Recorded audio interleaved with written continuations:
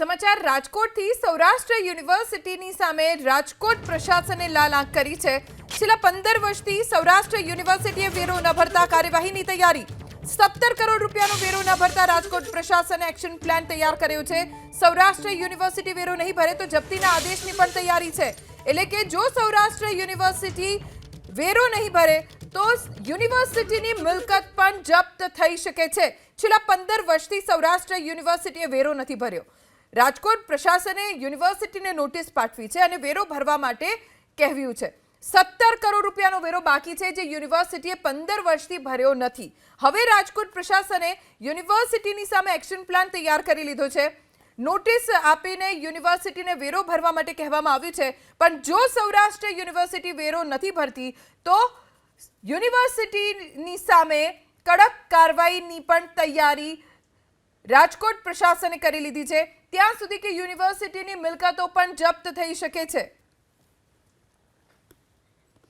Saurashtra university સામે રાજકોટ પ્રશાસન કાર્યવાહીની તૈયારી કરી રહ્યું છે। અમારા સંવાદદાતા પરાક્રમસિંહ જાડેજા પાસેથી વધુ જાણકારી પ્રાપ્ત કરીશું। પરાક્રમ, ખુદ સૌરાષ્ટ્ર યુનિવર્સિટી 15 વર્ષથી વેરો નથી ભરતી અને હવે જ્યારે વેરો ભરવાનું કહેવામાં આવ્યું છે તો યુનિવર્સિટી તરફથી કોઈ પ્રતિક્રિયા આવી છે? ચોક્કસ સરકારી અનેક ઓફિસોના વેરો બાકી છે અને મહાનગરપાલિકાની તિજોરી ખાલી ખમ થઈ છે।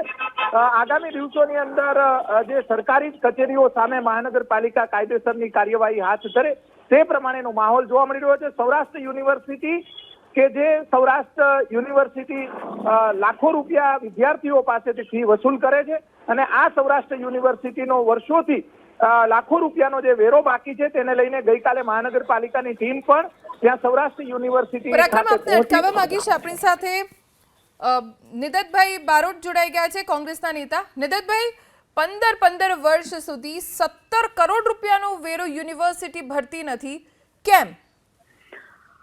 રાજકોટ મહાનગરપાલિકાની જે હદ વધી છે એ છેલ્લા 5 વર્ષથી વધી છે। 15 વર્ષ એટલે પહેલા તો ગ્રામ પંચાયત હતી, મુંજકા ગ્રામ પંચાયત અને રૈયા ગ્રામ પંચાયત। સૌરાષ્ટ્ર યુનિવર્સિટીનું કેમ્પસ 2 ભાગમાં વહેંચાયેલું છે। એક રૈયા ગ્રામ પંચાયતમાં આવતું હતું, થોડો ભાગ મુંજકા ગ્રામ પંચાયતમાં આવતો હતો। જ્યારે ગ્રામ્ય વિસ્તાર હતો ત્યારે જે ગ્રામનો વેરો હોય એ વેરો હતો। મહાનગરપાલિકાએ જૂની તારીખથી જૂનો વેરો લેવાનું નક્કી કર્યું છે। એ લોકોએ ગણતરી એવી કરી કે કોર્પોરેશનની બધી જ સુવિધા જાણે યુનિવર્સિટીને આપતા હોય। અત્યારે કોર્પોરેશન તરફથી નથી લાઇટ, નથી પાણી અથવા નથી રસ્તાની વ્યવસ્થા કોઈ સૌરાષ્ટ્ર યુનિવર્સિટીએ આપી। આમ છતાં જે લાંબા સમયનો વેરો હતો એની રજૂઆત થઈ હતી કોર્પોરેશનમાં। સૌરાષ્ટ્ર યુનિવર્સિટી એની ના પણ પાડી, છેલ્લે બધાની મુલાકાતો થઈ, બધી મિટિંગો થઈ અને છેવટે હજી નક્કી નથી થઈ શક્યું કે કેટલી રકમ ભરવાની થાય। કોર્પોરેશને એક પક્ષીય રીતે 17 કરોડ નક્કી કર્યા છે, પરંતુ એમાં વ્યાજ અને એનું પેનલ્ટી સહિતની રકમ છે। કોર્પોરેશન સાથે નેગોશિએશન સૌરાષ્ટ્ર યુનિવર્સિટી કરતી હતી। આમ છતાં કોર્પોરેશને જે પગલું લીધું છે એ એક પક્ષીય હોય એવું લાગે છે। યુનિવર્સિટી રાજ્ય સરકારનું જ એકમ છે એટલે કઈ કોઈ વ્યક્તિગત રકમ નથી। છેવટે આ રાજ્ય સરકારના વિભાગમાંથી આ રાજ્ય સરકારના વિભાગમાં પૈસા જવાના છે, પણ બંને વચ્ચેનો વિવાદ હજી પૂરો નથી થયો, માટે આ પ્રશ્ન ઉપસ્થિત થયો છે। નિદતભાઈ, આભાર એબીપી અસ્મિતા સાથે વાત કરવા માટે। યુનિવર્સિટીના રજિસ્ટ્રાર આરજી પરમાર અત્યારે આપણી સાથે જોડાઈ ગયા છે। પરમારજી, કેટલો વેરો બાકી છે? વેરાને લઈને કોઈ કન્ફ્યુઝન છે? કેમ કે કોર્પોરેશને તો નોટિસ આપી દીધી છે, 17 કરોડ વેરો બાકી છે યુનિવર્સિટીનો એવું કોર્પોરેશન કહે છે, પણ યુનિવર્સિટીનું શું સ્ટેન્ડ છે? મેડમ, આમાં મેટર એટલી છે કે પેલા મુંજકામાં હતું થોડો વિસ્તાર અને થોડો વિસ્તાર રૈયા ગામનો છે, એ સિટી વિસ્તારમાં પડ્યા। એટલે યુનિવર્સિટી 2 પાર્ટમાં વહેંચાયેલી છે। હજુ અમને અથવા કે કોર્પોરેશન કે સ્થાનિક સ્વરાજ્યની સંસ્થા છે એમને એ ખ્યાલ નથી કે આ ખરેખર 2 માંથી કયા વિસ્તારમાં અત્યારે મળે છે। એટલે અમારે એની જ ચર્ચા અત્યારે વારંવાર મિટિંગમાં થાય કે આપણે એક નક્કી કરી લઈએ કે આ કયો વિસ્તાર છે। એક બીજું એ કે આ કેમ્પસ એરિયા છે, અમારે એક ક્વાર્ટર છે નોન ટીચિંગના, એ ગાર્ડી ગેટ પાસે છે, એનો અમે ટોટલી વેરો ભરીએ છીએ, વર્ષોથી ભરીએ છીએ, 20 વર્ષથી। એમાં અમારે પાણી, લાઇટ, રસ્તા કે ગાર્બેજ કે કોઈ પણ સિસ્ટમ નથી, પણ અમે બધા વેરા એમાં જ્યાં બિલ આવે છે અમે ભરતા હોય છે। હવે એમને છેલ્લા 4 વર્ષથી અમને બિલ મોકલા કે ટોટલી બધા કેમ્પસના બિલ્ડિંગ નોમના આપો। એટલે 2 મેટર આવે, એક રૈયા કે 2008 કે 98માં ભરેલો છે એનો આવે અને એક મુંજકા કે 2018 કે 20માં કોર્પોરેશનમાં ભરેલું એનો આવે। હજુ અમારે એ નથી. પછી અમે એને સપોર્ટિવમાં અમે એને અહીંયા સર્વે કરવા દીધો અને અમે પણ સાથે રહ્યા. મીટિંગો 3-4 થઈ છે.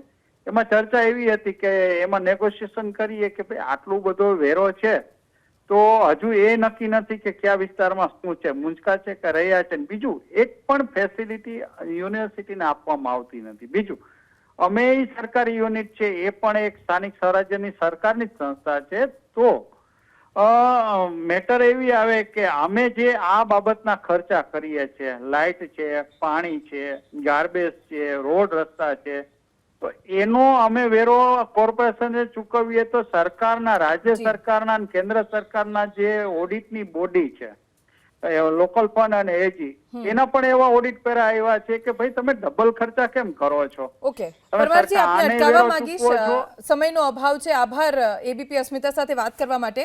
આપણી સાથે ભાજપના કોર્પોરેટર નિહલ શુક્લા જોડાઈ ગયા છે. અત્યારે યુનિવર્સિટીના રજિસ્ટ્રાર એવું કહી રહ્યા છે પરમાર સાહેબ કે અમુક ભાગ આવે છે કોર્પોરેશનમાં, 2 ગામમાં વેચાયેલો છે, હજી રકમ કેટલી નક્કી થઈ છે એ પણ કન્ફ્યુઝન છે. હકીકત શું છે? એટલે આ મેટર આમ તો ખૂબ જૂની છે. કોર્પોરેશને ઘણી વખત નોટિસ આપી છે, ઘણી વખત સૌરાષ્ટ્ર યુનિવર્સિટી અને રાજકોટ મ્યુનિસિપલ કોર્પોરેશનના અધિકારીઓની મીટિંગ પણ થઈ છે.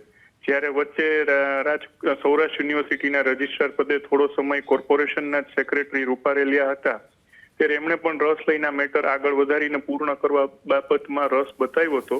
પરંતુ હજી આ મેટર અનિર્ણિત તો છે જ, અને કોર્પોરેશનના નિયમ મુજબ સીધું એકવાર વેરા બિલ નીકળી ગયું પછી એનું માંડવાળ સીધું થઈ શકતું નથી. એટલે જે કાંઈ પણ ઉકેલ આવશે એ ઉકેલ મુજબ એ સ્ટેન્ડિંગ કમિટીમાં ઠરાવ આવશે અને સ્ટેન્ડિંગ કમિટી એને મંજૂરી આપશે. પછી આ આખી નિર્ણયની દિશામાં આ પ્રકરણ જશે. નિહલભાઈ, આભાર એબીપી અસ્મિતા સાથે વાત કરવા માટે. યુનિવર્સિટીના પૂર્વ સિન્ડિકેટ સભ્ય ડોક્ટર ધરમ કામલિયા જોડાઈ ગયા છે. ધરમભાઈ, અત્યારે એક તરફ સ્થાનિક સ્વરાજ્યની સંસ્થા છે તો બીજી તરફ સરકારની જ યુનિવર્સિટી છે. વેરાને લઈને બંને વચ્ચે વિવાદ થઈ રહ્યો છે. આનો અંત શું આવી શકે છે? તો પ્રથમ તો સરકારી તંત્ર અત્યારે સંપૂર્ણપણે ફેલ ગયું છે. રોજબરોજ તમે આપ જોતા હશો કે નગરપાલિકાના બિલ બાકી છે, ફલાણી સંસ્થાના બાકી છે. યુનિવર્સિટીનો અત્યારે જે હાલમાં કાર્યકારી કુલપતિઓ છે આખા ગુજરાતમાં, એને હિસાબે કોઈ અનુભવ ન હોય, એને ટૂંકમાં કોઈ વહીવટી નોલેજ ન હોય, એને હિસાબે આ ગૂંચવણો પેદા થાય છે. અમે જયારે સિન્ડિકેટમાં હતા ત્યારે ઘણી વખત અમે આ વાત કીધી હતી કે ભાઈ તમે સાથે બેસી અને આનો ઉકેલ લઈ આવો, જેટલી વસ્તુ રકમ હોય એ ભરી આપો, બરોબર. પરંતુ એની વહીવટી અણાવડતના હિસાબે આ કાર્યકારી કુલપતિ, કાર્યકારી પરીક્ષા નિયામક, કાર્યકારી રજિસ્ટ્રાર, સરકારને યુનિવર્સિટી પ્રત્યે ટૂંકમાં કોઈ પણ જાતનું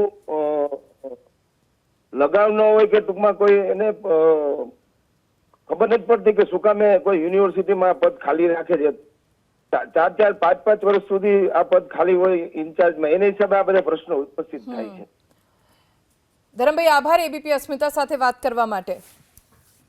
તો સૌરાષ્ટ્ર યુનિવર્સિટી સામે રાજકોટ પ્રશાસને નોટિસ આપી છે, પણ યુનિવર્સિટીનું કહેવું છે કે જે રકમ છે વેરાની એમાં કન્ફ્યુઝન છે અને એટલા માટે વર્ષોથી આ મામલો પેન્ડિંગ છે.